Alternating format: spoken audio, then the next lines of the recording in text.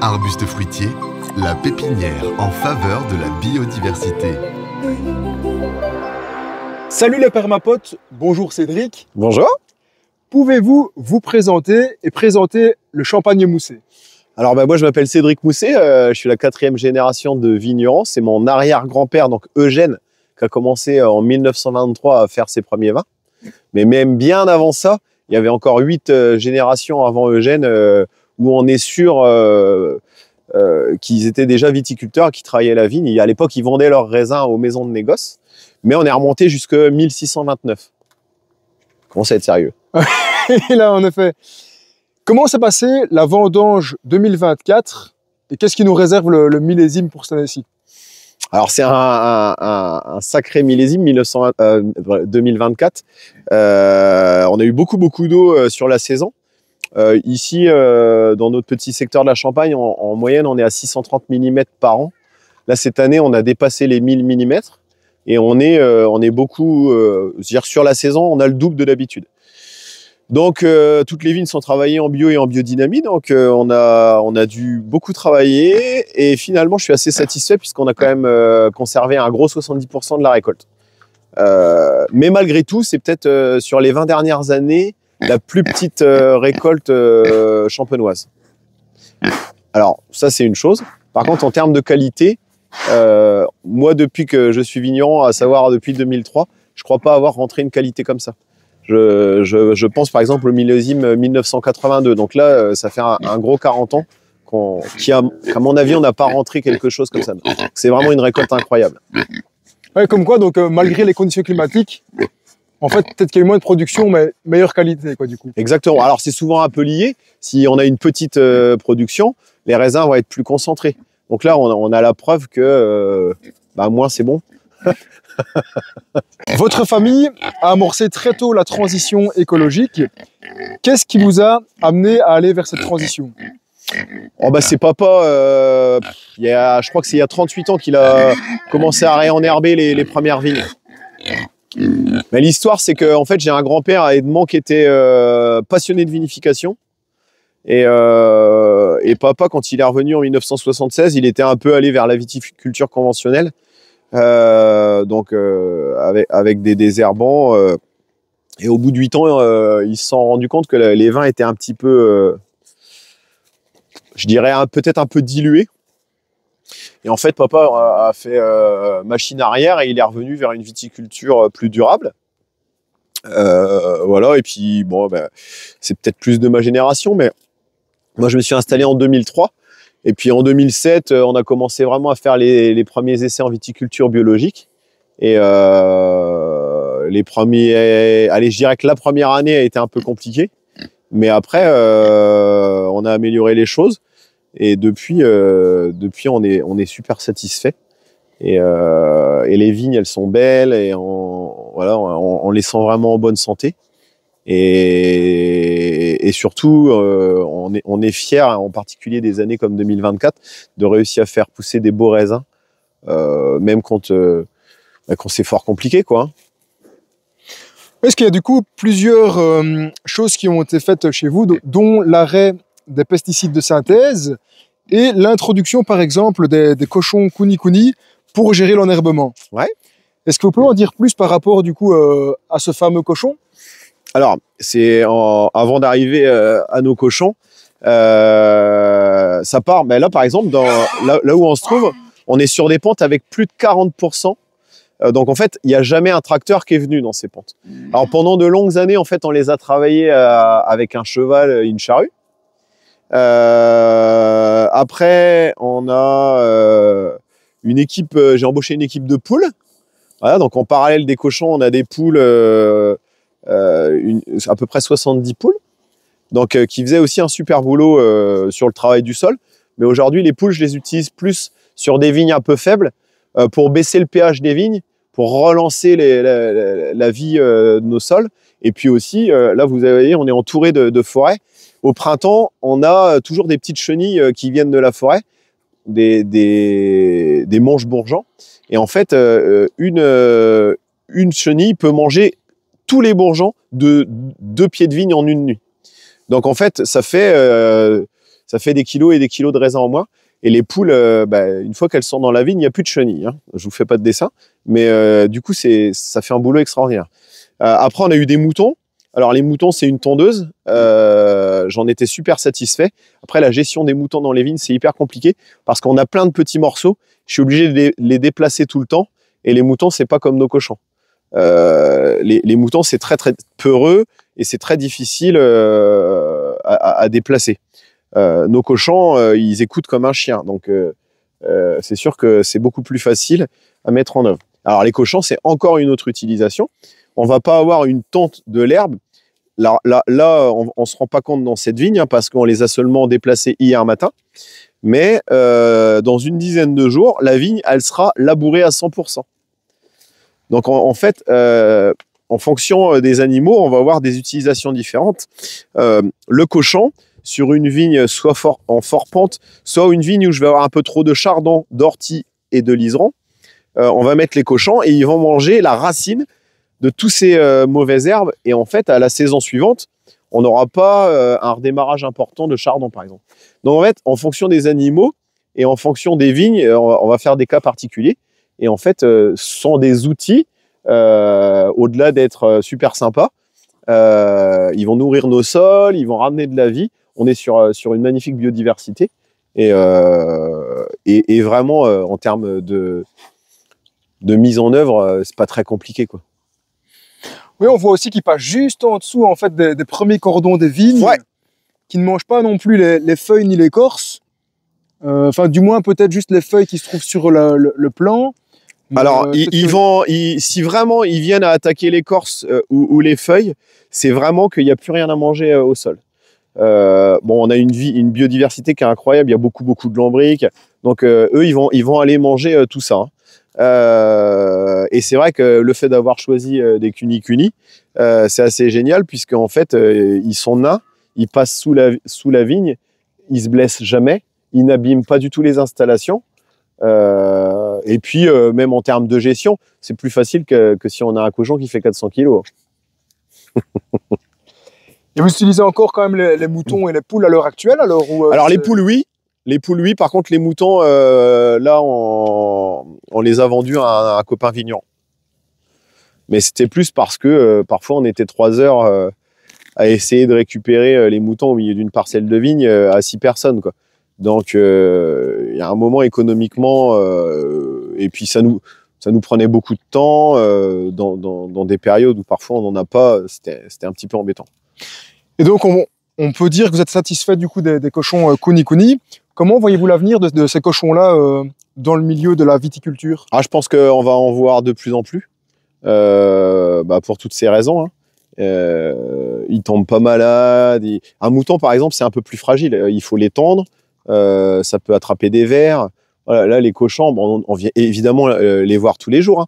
Il faut surveiller qu'ils aient de l'eau. On leur amène des compléments alimentaires quand même. Mais en termes de résultats et de facilité de gestion, c'est vraiment génial.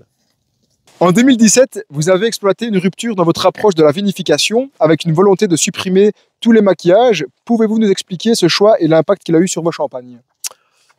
Alors, le choix, il vient... Alors, en fait, on avait fait le travail à la vigne, donc où on travaillait uniquement avec des produits naturels. Et sur le vin, il utilisait encore un petit peu de produits œnologiques. Le soufre qu'on utilise, il vient de la distillation du pétrole. Le soufre, on est un peu obligé de l'utiliser puisque c'est un antioxydant. À moins de faire des vins nature, mais ça, c'est encore un autre choix. Donc, tout doucement, on a supprimé complètement les produits œnologiques. On a d'abord réduit les quantités de soufre de pétrole. Et puis, à peu près à ce moment-là, 2016-2017, j'ai commencé à travailler sur du soufre de roche. Donc, en fait, un soufre de volcan qui a passé des centaines de millions d'années dans le sol, qui est devenu une roche, qui est extrait d'une façon propre. Et en fait, moi, je récupère des petites billes de granulés de soufre pur. Et j'ai développé un générateur de soufre, de SO2. Donc, en fait, j'ai de la roche de soufre, je mets 2,5 kg dans l'appareil, hein, et je vais injecter de l'O2, de l'oxygène pur, dans l'appareil. On va craquer une allumette. Donc, l'injection est à 2 litres par minute pendant 16 heures. Et en fait, on a une combustion de 16 heures. Au bout de 16 heures, il n'y a plus de soufre. Il a été complètement brûlé. Donc, ce soufre avec de l'O2 va créer un gaz qui est du SO2. Et après, je vais fixer le SO2 sur de l'eau purifiée. Et on va obtenir du H2SO3. C'est un peu technique, désolé. Mais en fait, on va obtenir un antioxydant qui, lui, est complètement naturel. Si je veux aller plus loin, si vous prenez une goutte d'eau, vous mettez de la lumière dans la goutte d'eau, la lumière, elle va être dérivée vers la gauche. Donc, en fait, l'eau est lévogir. Tout ce qui est naturel, tout ce qui est bon pour la santé humaine est lévogir. Tout ce qui va être dextrogir va pas être très, très bon pour la santé humaine. Le soufre de pétrole est dextrogir. Voilà. Aujourd'hui, l'idée, en fait, c'était d'avoir que des choses lévogir dans notre vin. Et là, en plus, c'est quelque chose qui est vraiment bon pour les êtres humains, puisque là, on peut pas avoir de mal de tête ou même d'intolérance au sulfite, puisque ceux-ci sont naturels. Donc, j'ai même des gens qui étaient intolérants au sulfite, qui buvaient plus du tout de champagne ou de vin depuis des années, qui reboivent du champagne. Voilà. Donc ça fait super plaisir. Alors, au-delà de ça, en fait, le fait d'avoir supprimé ce que j'appelle des masques ou quelque part le maquillage, c'est un peu comme une belle femme qui se réveille le matin. Elle est belle le soir en allant se coucher, elle est belle le matin en se réveillant. Voilà. Moi, j'aime les choses naturelles, j'aime les belles femmes naturelles. Et le vin naturel, c'est exactement la même chose. En fait, en enlevant le maquillage, on va vraiment voir se révéler notre petit terroir, notre cépage. Et il s'avère qu'ici, on a un terroir qui est incroyable, avec un cépage qui a été pendant des années décrié. C'est le meunier. Le meunier, il y a encore 15-20 ans, on disait que c'était lourd à la dégustation, que ça vieillissait mal. C'était pas complètement faux, c'est juste qu'en fait, dans les années 70, pendant la période des 30 glorieuses, quand on a amené les pesticides de synthèse, les engrais minéraux, on a augmenté énormément la production. Et le meunier supporte pas la surproduction. Donc effectivement, après, sur des meuniers un peu en surproduction, on va avoir des touches de vieux miel ou de cire. Ça, c'est assez désagréable. Et pour le coup, on n'a pas forcément plaisir à déguster ce genre de champagne. Alors qu'en fait, avec tout ce qu'on a fait depuis des années, nous, on est sur la fraîcheur, la tension, les agrumes, les fruits blancs, parfois des petites notes de fleurs blanches. Et en fait, on a une fraîcheur incroyable. Parfois, les gens pensent en dégustation à l'aveugle que nos vins, c'est du chardonnay. Alors que pas du tout. Il n'y a pas du tout de raisins blancs, c'est uniquement des raisins noirs.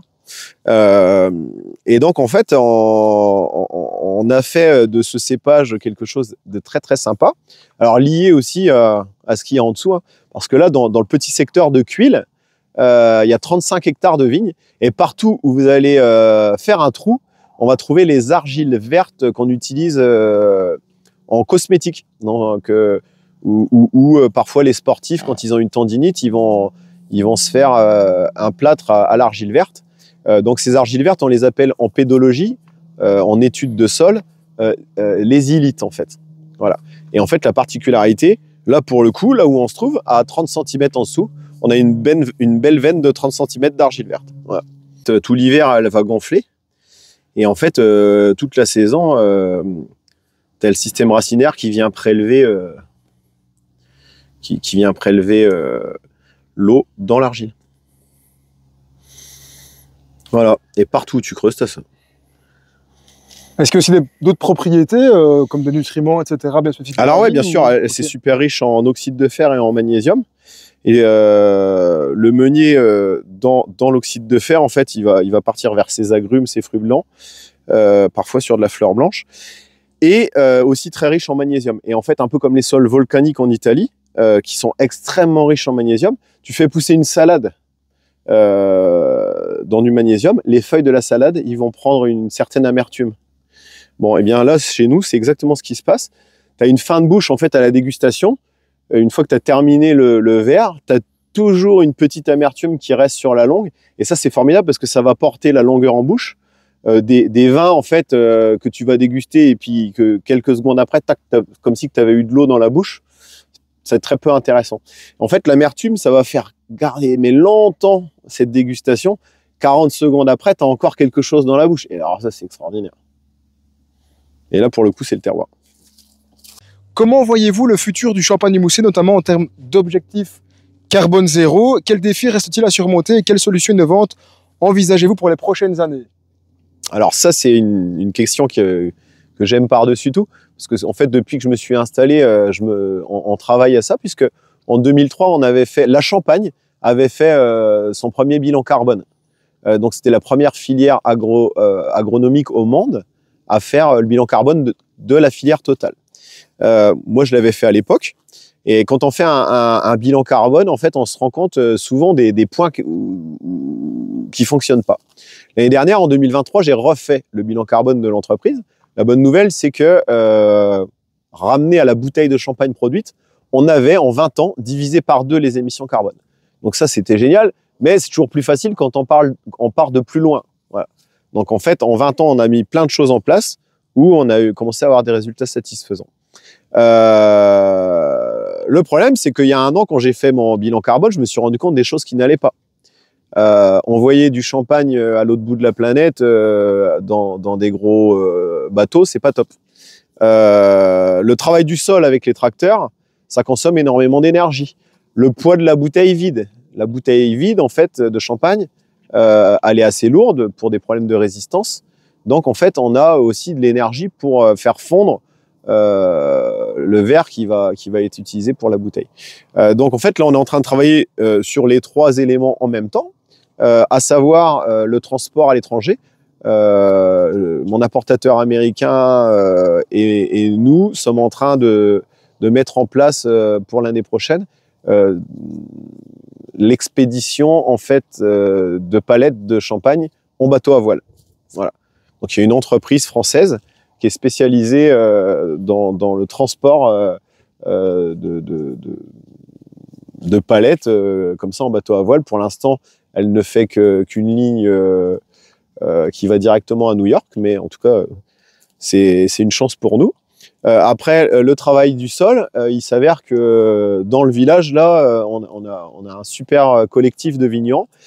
Donc, on a acheté 2 tracteurs électriques qui sont des robots autonomes.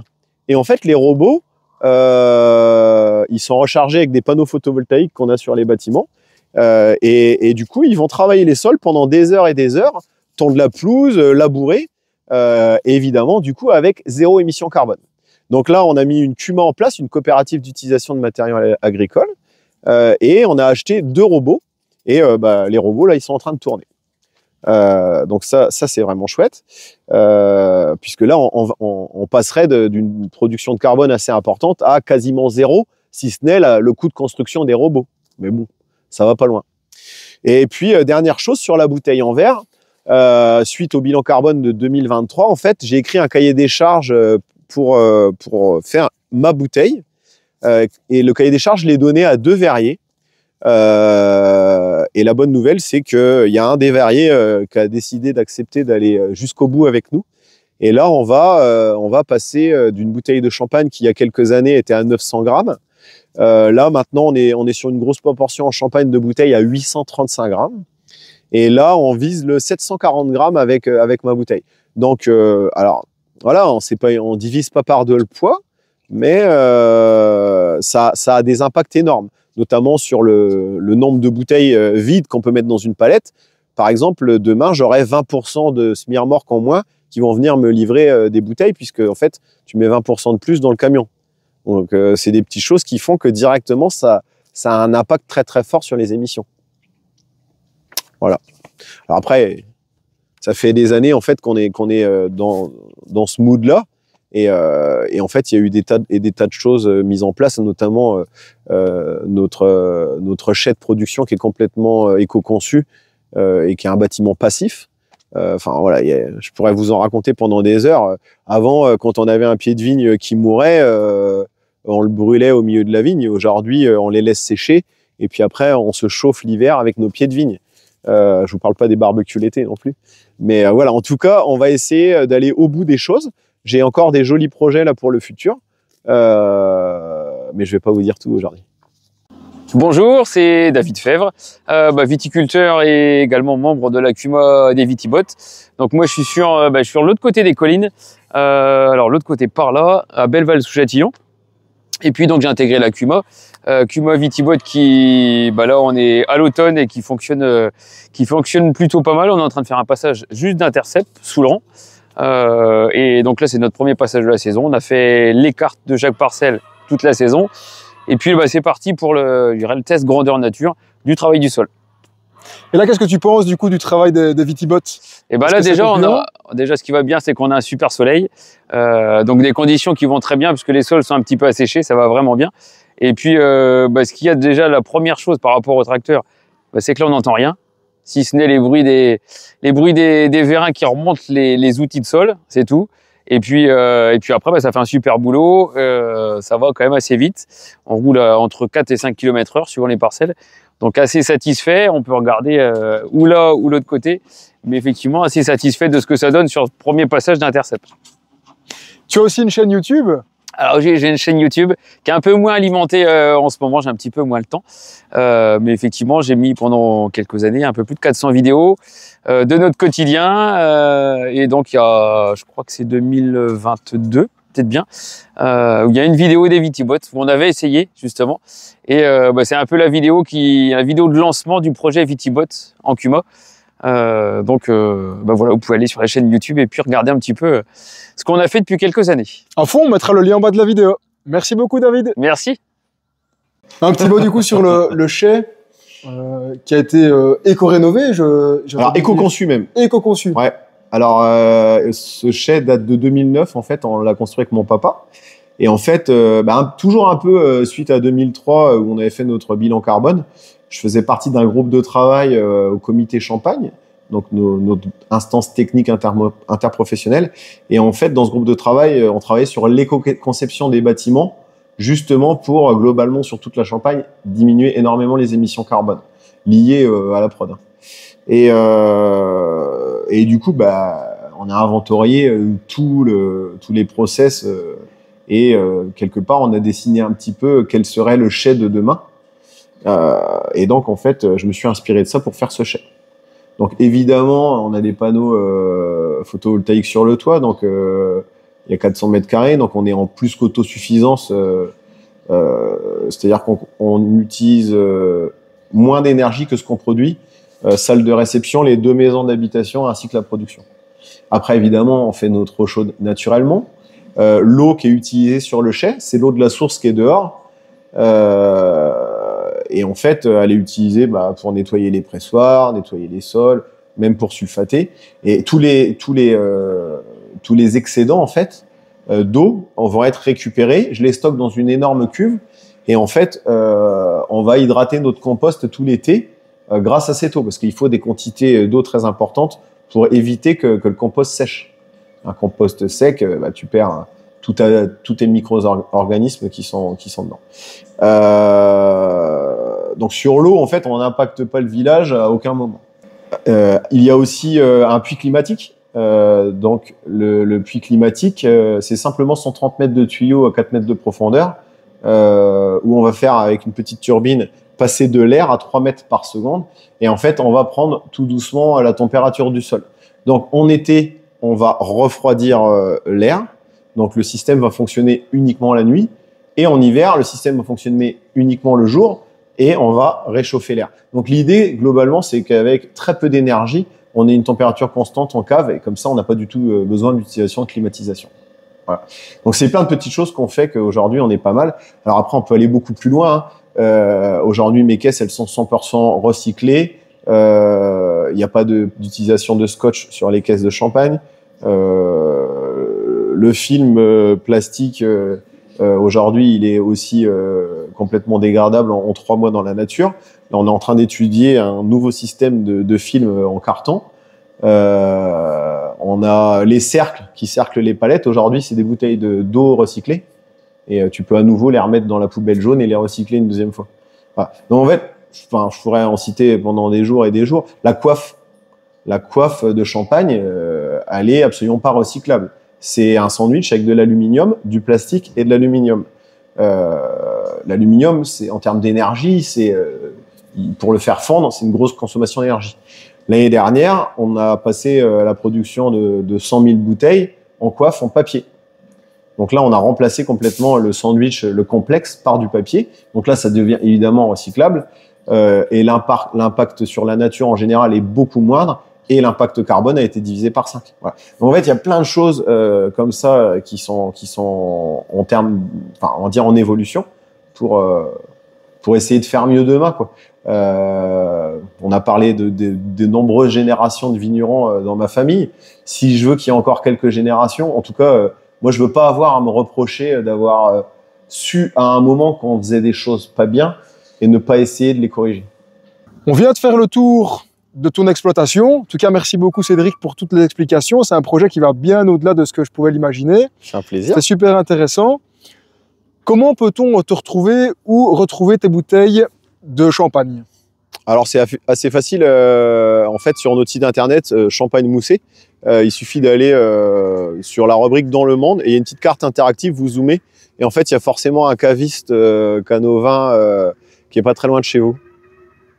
Très bien, du coup on mettra tous les liens en bas de la vidéo, donc Facebook, Instagram, site internet. C'est gentil. J'espère que la vidéo vous a plu et à bientôt les permapotes. Salut Cédric. Salut.